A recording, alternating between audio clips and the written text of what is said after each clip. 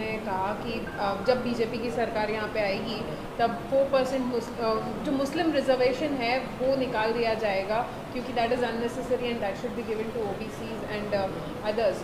आप क्या कहना चाहेंगे, क्योंकि पहले ये कर्नाटक में इन लोगों बीजेपी की सरकार ने स्क्रैप किया और अब अमित शाह का ये बड़ा बयान आ रहा है, आप कैसे देखते हैं? देखिए, जब बीजेपी की नेशनल एग्जीक्यूटिव कमेटी की मीटिंग हैदराबाद में हुई थी तो आप तमाम मीडिया के ज़िम्मेदारों ने एक न्यूज़ को कैरी किया था कि भारत के वज़ीर आज़म ने बीजेपी के लोगों से कहा कि पसमानदा मुसलमानों की बात करो। अब बीजेपी की और प्रधानमंत्री की वो बात बिल्कुल झूठ पर बनी थी, वो सच्चाई नहीं थी उसमें, इसलिए कि तेलंगाना में जो रिजर्वेशन मिल रहा है बीसीई कैटेगरी में, वो मुसलमानों में जो कास्ट हैं उन कास्ट को मिल रहा है। और पीएस कृष्णन की रिपोर्ट बनाई गई, उसको उस वक्त के आंध्र प्रदेश के ओबीसी कमीशन ने अपनी रिपोर्ट बनाई, उसको एक्सेप्ट किया और उसके बाद ये 4% रिजर्वेशन मिल रहा है जिसको सुप्रीम कोर्ट के स्टे पे चल रहा है। तो ये झूठ है अमित शाह का बोलना, जो भारत के होम मिनिस्टर हैं। हम उनसे उम्मीद ये कर रहे थे कि सच्चाई को बयान करेंगे। उनको ये सच्चाई बयान करना था कि ओबीसी कमीशन की रिपोर्ट में कास्ट अमंग द मुस्लिम्स को ये मिला है और उसमें बोल दिया गया कि ये कास्ट अगर होंगे तो उनको 4% रिजर्वेशन नहीं मिलेगा। आखिर बीजेपी पसमानदा मुसलमानों की दुश्मन क्यों है? आखिर क्यों बीजेपी, अमित शाह और प्रधानमंत्री जो मुसलमानों में पसमानदा मुसलमान जो डॉक्टर, इंजीनियर, स्कूल के टीचर्स बन रहे हैं, नर्सेज बन रहे हैं, स्टेट पब्लिक सर्विस कमीशन में तेलंगाना में जा रहे हैं, उनसे इतनी नफरत क्यों है? बीजेपी इनके डेवलपमेंट के खिलाफ क्यों है? इनके एम्पावरमेंट के खिलाफ क्यों है बीजेपी? और कब तक बीजेपी नेगेटिविटी और नफरत को फैलाएगी? आप क्यों भारत के जो मुसलमानों में जो कास्ट हैं, जो जिनको संविधान के आर्टिकल 15 और 16 के तहत जिनकी सोशल एजुकेशनल बैकवर्डनेस का एक एम्पिरिकल डेटा है, कृष्णन की रिपोर्ट है, ओबीसी कमीशन रिपोर्ट है, फिर उसके बाद सुधीर कमेटी की रिपोर्ट है, फिर तेलंगाना की ओबीसी कमेटी ने उस सुधीर कमेटी रिपोर्ट को लेकर देखा और एक्सेप्ट किया कि यस, मुसलमानों के सोशल एजुकेशनल बैकवर्डनेस का एक एम्पिरिकल डेटा है। आप क्यों उसके खिलाफ हैं? क्यों आप मुसलमानों को तरक्की करना से देखना नहीं चाहते? भाई, अगर एक मुसलमान में जो बैकवर्ड क्लासेस हैं या कास्ट हैं, अगर उनके बच्चे डॉक्टर, इंजीनियर बन रहे हैं, स्टेट पब्लिक कमीशन में डीवाईएसपी पुलिस ऑफिसर बन रहे हैं, आरडीओ बन रहे हैं, तहसीलदार बन रहे हैं, टीचर बन रहे हैं, नर्सेज बन रहे हैं, कांस्टेबल में रिक्रूटमेंट हो रहा है, तो आपको इतनी तकलीफ क्यों हो रही है? आप क्यों मुसलमानों को मार्जिनलाइज करना चाहते? क्यों मुसलमानों को एलिनेट करना चाहते? और भारत के होम मिनिस्टर से और भारत के प्रधानमंत्री से हम पूछना चाह रहे हैं कि तेलंगाना की असेंबली में एक रेजोल्यूशन पास हुआ था जिसमें यह कहा गया था कि तेलंगाना के शेड्यूल्ड ट्राइब का रिजर्वेशन 6% से 9% कर दिया जाए। आप क्यों उस पर खामोश बैठे हैं? बताइए, करिए ना आप। और दूसरी बात, तेलंगाना की असेंबली में मुसलमानों में जो कास्ट हैं उनको 12% रिजर्वेशन का एक रेजोल्यूशन पास हुआ, एक्ट बनाया गया, उसको होम मिनिस्ट्री में है। अमित शाह क्यों जवाब नहीं दे उसका? और आपने कर्नाटका में निकाल दिया, सुप्रीम कोर्ट ने क्या कहा अभी तक वो नहीं जानती क्या बीजेपी? तो ये ऑल इन ऑल जो है बीजेपी का एक सिस्टमिक तरीक़ा है कि मुसलमानों को डेवलपमेंट से, उनके एम्पावरमेंट से रोका जाए। वो उनकी गरीब जो कास्ट है मुसलमानों में, उनके बच्चे पॉलिटिकली, सोशली, एजुकेशनली एम्पावर ना हो। इसीलिए तो बीजेपी के पास ना तो कोई मुस्लिम एमपी है, ना बीजेपी के पास ना कोई मुस्लिम मिनिस्टर है। ये उनकी खुली खुली नफरत की निशानी है। और ये पॉलिटिक्स ऑफ डिसअपियरेंस बीजेपी कर रही है मुसलमानों के लिए। कर्नाटका की आप मिसाल दे रहे हैं, कर्नाटका में वो जो इंटरिम रिपोर्ट के ऊपर आप कास्ट को निकाल सकते हैं क्या? रिजर्वेशन नहीं निकाल सकते, कंप्लीटली अनकॉन्स्टिट्यूशनल, इलीगल है। अच्छा, वो इंटरिम रिपोर्ट पब्लिक डोमेन में भी नहीं है। आप दीजिए पब्लिक डोमेन रिपोर्ट लिखे कर्नाटका की। तेलंगाना में तो ये है, फैक्चुअल पोजीशन ये है जो भारत के होम मिनिस्टर सच्चाई को नहीं बयान किए। कल एक और बात भी बोले होम मिनिस्टर कि केसीआर की जो कार है, बीआरएस की कार है, वो ओवैसी के स्टीयरिंग से ओवैसी उसकी स्टीयरिंग चलाते हैं। बीजेपी की जो गाड़ी चल रही है ना, वो देश में आरएसएस के तरफ से चल रही है। बीजेपी की जो सत्ता चल रही है, जहां पर उनकी सत्ता है, वहां पर एनकाउंटर के नाम पर कत्ल कर दिया जाता है। जो लोग उनकी पुलिस कस्टडी में होते हैं उनकी मौत हो जाती है। जिसका ज़ाती घर होता है उनके घर को बुलडोज़र से तोड़ दिया जाता है। गोश्त के नाम पर मारा जाता है, बल्कि गोश्त के नाम पर जुनैद और नसीर को ज़िंदा जला दिया जाता है। देश में आज बेरोज़गारी नौजवानों का मुक़द्दर बन गया। आज हम सबसे ज़्यादा हमारे पास पूरे विश्व में अगर नौजवान बेरोज़गार हैं तो भारत में है। चीन हमारी ज़मीन पे कब्ज़ा करके बैठ चुका है। पाकिस्तान से आतंकवादी आकर हमारे देश के सिपाहियों को मार रहे हैं। ये इस पर बात नहीं करती अमित शाह, इस पर बीजेपी बात नहीं करती। मगर मुद्दा क्या है? मुसलमान से ख़तरा है, मुसलमान को हम डेवलपमेंट होने नहीं देंगे। ये उनकी पॉलिटिक्स है। यूनिफॉर्म सिविल कोड पे चर्चा चल रही है सर। कहा माना यह जा रहा है कि अगले चुनाव से पहले यूनिफॉर्म सिविल कोड भी आ जाएगा। और दूसरा सर, रिजर्वेशन के सवाल पे अमित शाह का कहना है कि जो मुस्लिमों को 4% रिजर्वेशन दिया जा रहा है वो SC ST OBC छीन के दिया जा रहा है। देखिए एक मिनट तेलंगाना, मैं फिर से आपके समझाने के लिए और आपके सुनने वालों के समझने के लिए कह रहा हूँ कि तेलंगाना में रिलीजन के ऊपर नंबर 1 रिजर्वेशन नहीं मिल रहा है। मुसलमानों में जो बैकवर्ड कास्ट हैं उनको मिल रहा है, जिसमें बता दिया गया कि ये कास्ट को रिजर्वेशन मिलेगा, इनको नहीं मिलेगा। तीसरा, किस बुनियाद पर मिल रहा है? कृष्णन साहब ने, लेट कृष्णन साहब जो सोशियोलॉजी के एक माहिर हैं, जो मंडल की रिपोर्ट में बनाने में उनका रिपोर्ट था, उन्होंने रिपोर्ट बनाई और उस वक्त के आंध्र प्रदेश के OBC कमीशन ने अपनी रिपोर्ट बनाई, उस पर 4% मिला। फिर सुप्रीम कोर्ट ने उस पर स्टे दिया। तो बीजेपी का ये जो बाजा बज रहा है कि रिलीजन के नाम पे मिल रहा है, वो नहीं मिल रहा है। मुसलमानों में जो कास्ट है उनके सोशल एजुकेशनल बैकवर्डनेस का एक एम्पिरिकल डेटा की रिपोर्ट है, नंबर 1।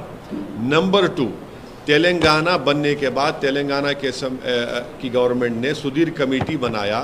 उस सुधीर कमेटी ने मुसलमानों का सोशल एजुकेशनल बैकवर्डनेस की एक एम्पिरिकल डेटा की रिपोर्ट बनाई, जिसको तेलंगाना की BC कमीशन ने और एक रिपोर्ट बनाई, उसको एक्सेप्ट किया और 12% रिजर्वेशन देने के लिए बात की, जिसको तेलंगाना की असेंबली ने इसको एक्ट बनाकर, रेजोल्यूशन बनाकर मिनिस्ट्री ऑफ ऑफिस भेजा, जहां पर अमित शाह साहब मिनिस्टर हैं। तीसरी बात, आप कह रहे हैं कि शेड्यूल ट्राइब का, तेलंगाना की असेंबली में एक रेजोल्यूशन और एक्ट पास करके भारत की सरकार से, यानी मिनिस्ट्री होम अफेयर्स से, सोशल जस्टिस मिनिस्ट्री से पूछा गया, बताया गया, डिमांड किया गया कि ये तेलंगाना सरकार का डिमांड है कि शेड्यूल ट्राइब्स का रिजर्वेशन 6 से 9% किया जाए, आप क्यों नहीं करते? आखिरी बात, मोदी सरकार 50% रिजर्वेशन को पार क्यों नहीं करती? ब्रेक करिए इस बैरियर को 50% के। आप इकोनॉमिक वीकर सेक्शन के नाम पर जो भारत की आबादी का 20% हिस्सा है उनको 10% दे रहे आप। जो भारत की आबादी का 80% हिस्सा है उनको 50% क्यों दे रहे आप? 50% ब्रेक करिए, बताइए कि आप रिजर्वेशन देना चाह रहे हैं पूरे बैकवर्ड कम्युनिटीज़ को। आपकी मोहब्बत है ही नहीं उनसे। जब चुनाव आता तो आप बताए थे कि मोदी जी OBC हैं। अरे भाई 50% की लिमिट को ब्रेक करिए, पार्लियामेंट में कानून बनाइए। आपके पास 300 MP हैं, ब्रेक करिए। हम डिमांड करते हैं 50% रिजर्वेशन को ब्रीच होना चाहिए। आप सेंसस की रिपोर्ट नहीं लाते OBC की, डरते हैं आप देने के लिए, क्योंकि मालूम हो जाएगा कि OBC का सेंसस कितना है, और जब OBC का सेंसस बढ़ के मालूम हो जाएगा तो आपका पॉलिटिकल पावर आपसे छीन लिया जाएगा। मोदी जी की कैबिनेट में सबसे ज़्यादा अगर मिनिस्टर हैं तो अपर कास्ट के हैं, OBC क्यों नहीं है बताइए? SC क्यों नहीं है बताइए? आप जब खड़े होकर बोलते हैं SC ST की, तो मिनिस्टर क्यों नहीं आपके? ज़्यादा तो अपर कास्ट के लोग हैं मोदी जी कैबिनेट में। सर, यूनिफॉर्म सिविल कोड पे किरण रिजिजू का कहना है कि जल्द ही लाया जाएगा यूनिफॉर्म सिविल। इस देश को यूनिफॉर्म एम्प्लॉयमेंट की ज़रूरत है। इस देश को प्राइस राइज को कंट्रोल करने की ज़रूरत है। इस देश को इन चीज़ों की ज़रूरत है। बेरोज़गारी नौजवानों का मुक़द्दर बनता जा रहा है, आप नहीं करना चाह रहे हैं उस पर। हम कहाँ से कहाँ गिरते जा रहे हैं। हमारे जो पैरामीटर्स हैं तो हम कहाँ से कहाँ गिर रहे हैं। सोशल पैरामीटर्स हैं, हमारे इकोनॉमिक पैरामीटर्स हैं, आप देखते जाइए। उसकी ज़रूरत है। यूनिफॉर्म सिविल कोड की इस देश को ज़रूरत नहीं है। यूनिफॉर्म सिविल कोड आपके नाम पर आप मेजॉरिटी कम्युनिटी के कल्चर को प्रोटेक्ट करेंगे और मुझसे मुसलमानों का कल्चर छीन लेंगे आप। जो आर्टिकल 29 के तहत मुझे एक एब्सोल्यूट राइट है संविधान में, आप मेरा कल्चर में से नहीं छीन सकते। एब्सोल्यूट राइट, फंडामेंटल राइट है ये संविधान में। आप कल्चर में नहीं छीन सकते मुझसे। मेरा कल्चर का प्रोटेक्शन है, चाहे मेरे शादी का तरीका हो, चाहे मेरा जो भी हो, मेरा कल्चर का प्रोटेक्शन है 29 के तहत। आप कैसे छीनेंगे मुझसे? आप यूनिफॉर्म सिविल कोड की बात करते हैं और आप लव जिहाद के कानून बनाते हैं। यूनिफॉर्म सिविल कोड की आप बात करते हो और आपको शर्म नहीं है इस तरह की बात करते हो। आप रिलीजियस कन्वर्जन के कानून को बनाते हैं। यूनिफॉर्म सिविल कोड की आप बात करते हैं और गुजरात में कोई अपना घर नहीं बेच सकता जब तक गवर्नमेंट से परमिशन नहीं लिए। आप यूनिफॉर्म सिविल कोड की बात करते हो और हिमाचल प्रदेश में जाकर कोई एग्रीकल्चर लैंड खरीद नहीं सकता। आप यूनिफॉर्म सिविल कोड की बात कर सकते तो क्या कोई जाके नॉर्थ ईस्ट में उनके कल्चर को छीनेंगे आप? हमने कॉन्स्टिट्यूशन में नॉर्थ ईस्ट के स्टेट्स को उनका कल्चरल प्रोटेक्शन दिया है, आप करेंगे क्या उसको? एक सप्ताह से ज़्यादा हो चुका है सर पूर्व सांसद अतीक अहमद के डेथ का। कहा यह जा रहा है, रिपोर्ट्स ये आ रही हैं कि तीनों शूटर थे इलाहाबाद प्रयागराज जाने से पहले ये लखनऊ गए थे। आपने सवाल खड़े किए, अभी तक आपको जो सवाल आपने उठाया उसका जवाब आपको दिखा? मेरा बोलना यही है कि ये एक टेररिस्ट मॉड्यूल है, टेरर मॉड्यूल है। ये सिर्फ ये ग्रुप नहीं है जो आकर किसी को मर्डर कर दिया पुलिस कस्टडी में। एक टेरर मॉड्यूल है। मैं फिर से कह रहा हूँ कि अगर जो सरकार सत्ता में है दिल्ली में और यूपी में, अगर वो इस टेरर मॉड्यूल को ख़त्म नहीं करेंगे क़ानून के दायरे में रहकर, तो ये और हत्या करेंगे, ये रूल ऑफ लॉ को बर्बाद कर देंगे और लोगों को बर्बाद करेंगे, गोलियां मारेंगे। ये एक टेरर मॉड्यूल है, इनको आप रोकिए, इनको पूरों को पकड़िए। मैं नहीं बल्कि एक रिटायर्ड आईजी ने हिंदुस्तान टाइम्स में कहा कि ये इन 3 लड़कों ने कम से कम 500 राउंड की फायरिंग की होगी, ट्रेनिंग की होगी, तब जाकर इतना बेहतरीन तरीके से उन्होंने पुलिस, उत्तर प्रदेश की पुलिस कस्टडी में उन 2 लोगों का हत्या कर दी। नेशनल लेवल शूटर है, वो कह रहा है कि कम से कम इनको 1000 राउंड की ट्रेनिंग मिली होगी। ये एक टेरर मॉड्यूल है, इसको बात को समझने की ज़रूरत है और ये समझना है कि ये लोग रेडिकलाइज कैसे हो रहे हैं। तो हम जो पार्लियामेंट में मैंने स्पीच देकर कहा था कि हर समुदाय के लोगों के रेडिकलाइजेशन को रोकने के लिए एक एंटी रेडिकलाइजेशन सेल बनाइए। आप नहीं बनाते, आप सिर्फ एक ही समुदाय का बनाते हैं। जो लोग जिनके घर पर रहने का छत नहीं है उनके माँ बाप के पास, जो झोपड़ी में रहते हैं, 8-8 लाख की 2 वेपन, 16 लाख कहाँ से है उनके पास? और योगी सरकार उस लेटर, जो हत्या जिसकी की गई है, उसने एक लेटर भिजाया उसके वकील ने, जिसमें उसने कहा कि मेरी हत्या का जिम्मेदार कौन है। योगी सरकार मीडिया को दे देना, वो लेटर पहुंच चुका है, उनको बता दें कि कौन उसने, मरने वाले ने क्या लिखकर भिजाया कि इसके हत्या हुई थी, कौन किया, उसको जिम्मेदार कौन है, बता दीजिए आप। सीएम योगी ने बोला है सर माफिया। हाँ, एक मिनट, मैं ये सवाल पूछ रही थी कि जिस तरीके से हाल में बीजेपी ने ये कहा है कि जो कुछ आप यहाँ पर अपनी कंडोलेंस मीट किया है, ओल्ड सिटी में टेररिज्म फैलाने की बात कर रहे हैं। झूठ बोल रहे हैं, आखिरी झूठे हैं, they are lying to their teeth. बेशर्मी से झूठ बोलते हैं। कोई कंडोलेंस मीटिंग नहीं हुई है, कंडेमनेशन हुआ है, इसलिए कि यूपी सरकार की पुलिस कस्टडी में जिनके हाथों में जंजीरें थी और जो पुलिस उनके अतराफ में थी, और वो यूपी सरकार जो कही थी गोली का जवाब गोली से देंगे, उनके सामने 2 लोगों की हत्या कर दी गई और वो तमाशाई बने बैठे रहे। उसका कंडेमनेशन हो रहा है। उसके सवाल हम उठा रहे हैं कि कैसे ये लोग आए, कैसे इनके हाथ में हथियार कहाँ से आया, इतने राउंड गोलियां कहाँ से आई। 8-8 लाख का इलीगल वेपन है, 16 लाख उनके पास। किसने दिए उनको वो गोलियां? किसने दी उनको? किसने उनको जगह बताई वहां पर? किसने उनको कहा कि इस जगह पर ये लोग आ रहे हैं? ये हम सवाल उठा रहे हैं। कंडोलेंस कहां पर हुआ है? बताओ कहां पर कंडोलेंस हुआ है? हाँ, जिन लोगों का जनाजा गया था वो जनाजा रूल ऑफ लॉ का भी था। वो जनाजा रूल ऑफ लॉ का भी था जनाजा, कि देखो रूल ऑफ लॉ की धज्जियां उड़ रही हैं। ये हम बोल रहे हैं। आप अपनी नाकामी को, अपनी पुष्पनाही को छुपाने के लिए आप इस तरह की बात कर रहे हैं। भाई आप सत्ता में आप है, मैं नहीं हूं। आपको अपना इंट्रोस्पेक्शन करना चाहिए, आपको शर्म से डूब मरना चाहिए कि आपकी कस्टडी में किसी को मारा गया है। आप उसका जवाब ही नहीं दे पा रहे हैं कि कैसे वो लोग मारे हैं। आप बोलते नहीं हम सस्पेंड कर दिया। अरे वो क्या है सस्पेंशन? आप भारत के संविधान के तहत 311 जो है उसको इस्तेमाल करके उनको सर्विस से निकालिए उन लोगों को। आप सुप्रीम कोर्ट को जाकर आप योगी सरकार बोले कि हम इंडिपेंडेंट इंक्वायरी कराने तैयार है, आप सुप्रीम कोर्ट एक टास्क फोर्स तश्कील दे दे, टाइम बाउंड इंक्वायरी हो जाए। क्यों छुपा रहे आप? सर, मुख्यमंत्री योगी आदित्यनाथ ने सहारनपुर में बोला है कि माफिया अतीत हो गए, माफिया अतीत हो गए, पास्ट हो गए।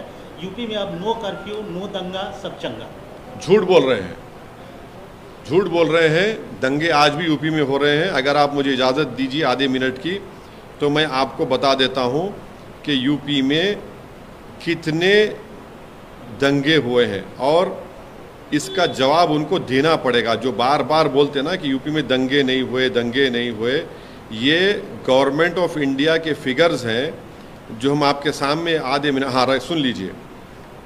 नेशनल क्राइम रिकॉर्ड्स ब्यूरो का डेटा ये बताता है 2027 और 2021 में 30,040 राइट्स हुए हैं यूपी में। ये नेशनल क्राइम रिकॉर्ड्स ब्यूरो का डेटा कहता है। 2017 से 2021 में बीजेपी की सरकार है, मुख्यमंत्री योगी आदित्यनाथ है, 35,040 कम्युनल फिरके वराना राइट्स हुए हैं। ये जो अमित शाह के मिनिस्ट्री के तहत आता है। तो बताइए आप। हाँ, 2012-17 में 2012-17 का फिगर भी है, मगर 2017 और 21 में आपकी सरकार है, 35,000 कम्युनल राइट्स हुए। क्यों झूठ बोलते हैं? आप कहते हैं कि अतीत कोई हो गया। भाई आपकी कस्टडी में वो अतीत हो गया ना, तो आपको खुशी हो रही है। मुख्यमंत्री कह रहे हैं कि आप उस पर आप क्रेडिट ले रहे हैं क्या उनकी मौत का, उनको जो गोली मारी गई आपकी कस्टडी में। ये आपका सत्ता है, ये आपका गवर्नेंस है। इस तरह आप अतीत करना चाहते हैं किसी को। मालेगांव में आप ही के नेता ने कहा है कि 2-4 मुसलमानों को मारकर जो है आप हिंदू देश नहीं बना सकते, हिंदू राष्ट्र नहीं बना सकते। हिंदू राष्ट्र, हिंदू राष्ट्र बनाने की बात कौन कर रहा है? ये सब आरएसएस से ताल्लुक रखने वाले हैं जो गांधी, अंबेडकर और भारत के जो मुजाहिदीन आज़ादी से मोहब्बत करते और करते रहेंगे। वो तो हिंदू राष्ट्र की नहीं बात कर रहे हैं। जो एक हिंदुत्व की आइडियोलॉजी को मानते हैं वही तो हिंदू राष्ट्र की बात कर रहे हैं। उनसे पूछिए आप क्यों कैसे बात कर रहे हैं। जब तक अंबेडकर का बनाया हुआ संविधान रहेगा, ये देश जो संविधान में हमने कहा कि सेक्युलर डेमोक्रेटिक रिपब्लिक रहेगा, जब तक अंबेडकर का बनाया हुआ संविधान रहेगा, इस देश में लड़ाई होगी लिबर्टी, इक्वालिटी, फ्रेटर्निटी और जस्टिस के लिए। आप इस लिबर्टी को, इक्वालिटी को, फ्रेटर्निटी को, जस्टिस को बीजेपी मानती है नहीं मानती? बताइए हमको। नहीं, उनका ये कहना कि 2-4 लोगों की, हाँ 2-4, देखिए मौत तो हुई ना 2 लोगों की, आपकी कस्टडी में हुई, मेरी कस्टडी में तो नहीं हुई ना। गवर्नमेंट की कस्टडी में थे, यूपी गवर्नमेंट की कस्टडी में थे। सुप्रीम कोर्ट में केस डलवाया गया। सुप्रीम कोर्ट ने कहा कि आप स्टेट की कस्टडी में, उनकी जिम्मेदारी, आप अपनी जिम्मेदारी निभा नहीं पाए हैं। आपकी कस्टडी में मौत हुई ना, कोई लोग आसमान से तो नहीं आए। वो उन लोगों ने, ये मैं कह रहा हूं, जिन्होंने उनको मारा है वो एक टेरर मॉड्यूल का हिस्सा है। वो टेरर मॉड्यूल का हिस्सा है। याद रखिए इस बात को। अगर आपको लग रहा है कि ये रेटरिक है, ये आप अपने पेरल पे ले लीजिए। हम आपको बता रहे हैं कि ये रेडिकलाइज लोग हो चुके हैं जो बंदूक से अपने आइडियोलॉजिकल कमिटमेंट्स को, गोल्स को फुलफिल करना चाहते हैं। ये हमारे देश के लिए खतरा है। इस तरह के लोग जो बंदूक और गोली इस्तेमाल करके लोगों की हत्या करके अपने आइडियोलॉजिकल ऑब्जेक्टिव्स को हासिल करना चाहते हैं। तो फिर कोर्ट किस लिए, पब्लिक प्रोसिक्यूटर किस लिए, सीआरपीसी एविडेंस किस लिए, जजेस किस लिए हैं? अगर ये लोग तय कर लेंगे सब चीज़ को, किसकी हत्या करना है, किसकी हत्या नहीं करना, किसको अतीत बना देना। सर, नीतीश कुमार बिहार के मुख्यमंत्री हैं, अपोजिशन यूनिटी के मुहिम में जुड़े हुए हैं। ममता बनर्जी से बंगाल में मुलाकात हो रही है, कोलकाता में मुलाकात हो रही है। कहा यह जा रहा है कि समाजवादी पार्टी के चीफ से ही मुलाकात हुई, अखिलेश यादव से। आप इस अपोजिशन यूनिटी को कैसे, आपने पहले भी इस पर बात की है, लेकिन फिर से हम जानना चाहेंगे, ये जो अब विजिबल एक यूनिटी की मीटिंग दिख रही है, इसको आप कैसे देखते हैं? इब्तदाई इश्क है, देखिए आगे होता है क्या। अभी बहुत से लंबे फासले हैं, हुनूस दिल्ली दूरस्थ है अभी। मतलब अगर आपको बुलाएंगे तो आप जाएंगे? मेरे को कहाँ बुलाएंगे? बुलाएंगे तो नहीं, देखिए मुझे नहीं बुलाएंगे क्योंकि उनको मेरी सच्चाई से उनको नफरत है। उनको मेरी सच्चाई से नफरत है। और सच्चाई क्या है? नीतीश कुमार कितनी मरतबा बीजेपी से मुख्यमंत्री बने, कितने मरतबा छोड़े? नहीं, अरे अब कल का कौन गारंटी देगा? आप देंगे? आप लोग देंगे? देश देगा क्या? आप तो असेंबली में खड़े होकर मुख्यमंत्री नीतीश कुमार ने कहा था कि हम मिट्टी में मिल जाएंगे, भाजपा में नहीं जाएंगे। चले गए आप चले गए। आपने कहा था असेंबली में खड़े होकर मिट्टी में मिल जाएंगे, आप चले गए। भाई आप खुद ही उस पर स्टैंड नहीं करते और फिर आप उल्टा बीजेपी के साथ चले जाते हैं आप। तो देखिए, तो आपको अभी प्रैक्टिकल नहीं लगता सर ये? कांग्रेस एंटी बीजेपी की बात हो रही है और तीसरा संघ ये बन रहा है, तो आप कैसे anti Congress anti BJP anti Congress front बन रहा है, मतलब दोनों के लिए अलग करके एक तीसरा मोर्चा बन रहा है। तीसरा मोर्चा बन रहा है। अब आप अगर आप मतलब तीसरा एक तरीके से यूनिटी बन रही है, तो ऐसे में आप एक तरफ कहते हैं कि आप कांग्रेस में भी नहीं है, भाजपा में भी नहीं है, और दूसरी तरफ कहते हैं कि भाजपा को हराना है तो सबको एकजुटता दिखानी है। तो जब सब एकजुट हो रहे हैं तो आप क्यों उनसे अलग दिख रहे हैं? नहीं, एक कहाँ हो रहे हैं? एक कहाँ हो रहे हैं? कौन कह रहा है एक हो रहे हैं? मुलाकात हो रही है। हाँ, मुलाकात हो रही है, चाय पीएंगे, बिस्किट खाएंगे, समोसा खाएंगे, घर जाके सो जाएंगे, और क्या होगा? और क्या? आप ये कहना चाह रहे हैं कि वो मीटिंग का कोई रिजल्ट? अरे बहुत सी मीटिंग हुई है ऐसी, कितने मरतबा मीटिंग नहीं हुई है? बहुत मरतबा मीटिंग होती। उसके बाद क्या होगा? 24 के बाद क्या होता नहीं मालूम ना। अभी तो 24 बहुत दूर है। लेकिन भाजपा से लड़ना है तो सबको एकजुटता दिखानी है, फिर आप ये कहते हैं तो फिर भाजपा से जब लड़ना है तो चेहरों की बुनियाद पर मोदी से मुकाबला नहीं कर सकते आप। नंबर 1, हम शुरू से मेरा मानना है, अगर आप बोलेंगे ये चेहरा ये चेहरा ये चेहरा तो मोदी को फ़ायदा हो जाएगा, भाजपा को फ़ायदा हो जाएगा। आपको मुकाबला करना है तो भारत के पार्लियामेंट की हर सांसद की सीट के ऊपर बीजेपी से मुकाबला करना पड़ेगा, तब जाकर कुछ अच्छा नतीजा निकलने की उम्मीद है। ये ग्राउंड रियलिटी मैं आपको बता रहा हूँ। और दूसरी बात, आप आइडियोलॉजी पे कहाँ स्टैंड करते हैं? आप में और बीजेपी की आइडियोलॉजी में एक विजिबल डिफरेंस दिखना चाहिए। वो विजिबल डिफरेंस दिख रहा है क्या? आपको बताइए। आप बिहार के मुख्यमंत्री हैं और आप तो सबसे मिलने जा रहे हैं। कहाँ जा रहे हैं? बंगाल जा रहे हैं, दिल्ली जा रहे हैं, यूपी जा रहे हैं। मगर आप जिस प्रदेश के मुख्यमंत्री हैं वहाँ पर एक 100 साला मदरसा है जिसका नाम मदरसे अजीजिया को जला दिया गया। आप वहाँ पर जाकर विजिट नहीं करते? अरे वहाँ जाकर तो विजिट करिए, आइडियोलॉजी के पर दिखाइए ना। हम आइडियोलॉजिकली डिफरेंस है, बीजेपी से डिफरेंट है, आप दिखाते नहीं है। अच्छा, आप बिहार में कानून बना रहे हैं उन लोगों को छोड़ने के लिए जो एक सिविल सर्वेंट की हत्या में जिनको सजा हो गई थी, अब उनको छोड़ने के लिए कानून बना रहे हैं। वे आपका स्टैंड क्या है आइडियोलॉजिकली? बताइए आप। ठीक है, मोदी को हराना है तो आइडियोलॉजिकली हराएंगे या सिर्फ आप ऐसे फ्रंट बना के हराएंगे? मेरा मानना है कि आइडियोलॉजी पर जब मुकाबला होगा तो कामयाबी मिलने की उम्मीद है। महाराष्ट्र के विकास अघाड़ी को लेकर जो है एनसीपी सुप्रीमो शरद पवार ने कहा कि आज अघाड़ी है लेकिन आगे क्या होगा गठबंधन? वो संजय राउत ने भी कहा सरकार बहुत जल्दी कितने में आती है। वो वही कुछ बोल सकते हैं। शरद पवार साहब ही बोल सकते हैं, उनकी पार्टी के बारे में मैं नहीं बोल सकता। अदानी से भी मिल रहे हो? हाँ, अदानी से भी मिले? वो उनसे पूछिए, मेरे से क्यों पूछ रहे हैं आप? सर, आपकी जो स्टेट में अलायंस, नॉन ऑफिशियल अलायंस है सर, बीआरएस पार्टी भी इस ऑपोजिशन अलायंस के लिए कोशिश कर रही है सर, नॉन ऑपोजिशन अलायंस के लिए। क्या अगर वहाँ से अप्रोच होगा तो आप साथ देंगे? नहीं, अभी तक तो कोई मेरे से अप्रोच नहीं हुआ बीआरएस की तरफ से, ना मेरी कोई उनसे बातचीत हुई है। जब ऐसा कुछ अप्रोच होगा, बातचीत होगा, मैं इमीडिएटली आप लोगों के सामने ब्रेकिंग न्यूज़ के साथ बोल दूंगा। अभी तक तो नहीं हुआ है। बीआरएस के अध्यक्ष आपके पार्लियामेंट्री कॉन्स्टिट्यूंसी औरंगाबाद में आपकी पार्टी के सांसद वहाँ जाके मीटिंग कर रहे हैं। अब उन्होंने कहीं भी जा सकते हैं। वो तो फिर हाँ, मैं भी असेंबली चुनाव होगा तो मैं भी जाऊंगा ना। कहाँ जाएंगे सर? कहीं भी जाऊंगा मैं। जैसा उन्होंने जा रहे मैं भी जाऊंगा, तो उनको इख्तियार है। हमारे को आप जाके कैंपेन? ऐसा नहीं है, देखिए वो जाना चाह रहे, अच्छा है ना, औरंगाबाद जाना चाहिए। लेकिन सीट सीट आपके सामने? अरे कुछ फ़र्क पड़ने वाला नहीं, इंशाल्लाह इम्तियाज़ जलील दोबारा जीतेंगे। हम तो अच्छा करे केसीआर वहाँ पर गए, उनको जाना चाहिए। वो नांदेड़ में थे, भोकर में थे, अब औरंगाबाद गए हैं। बहुत से अपनी पार्टी को बढ़ा रहे हैं, उनको पार्टी को बढ़ाने का इख्तियार है, को उसमें बुरी बात क्या है? बहुत अच्छा है, वो अपनी पार्टी को बढ़ाए, मैं अपनी पार्टी को बढ़ा रहा हूँ ना, उसमें मैं क्यों रोकूंगा किसी को? बहुत अच्छा है, वो जा रहे हैं। आपको बुलाना चाहिए था औरंगाबाद? नहीं, हमको क्यों? उनकी पार्टी का प्रोग्राम है, उनकी पार्टी कर रहे हैं, करने दीजिए ना, पार्टी का प्रोग्राम है। कर्नाटक में अब सिर्फ 3 सीट्स पे ही। अब आप देखिए, अब आप शुरू हो गए, अब 3 पे, अब जब बढ़ के लड़े तो ज़्यादा क्यों लड़े, 3 लड़े तो कम क्यों लड़े? अब हम अपनी पार्टी बी टीम वाला आप इस बार मौका नहीं देना चाहते हैं? नहीं, देखिए मेरे को उससे कोई मतलब नहीं है, मेरे को कोई परवाह नहीं है।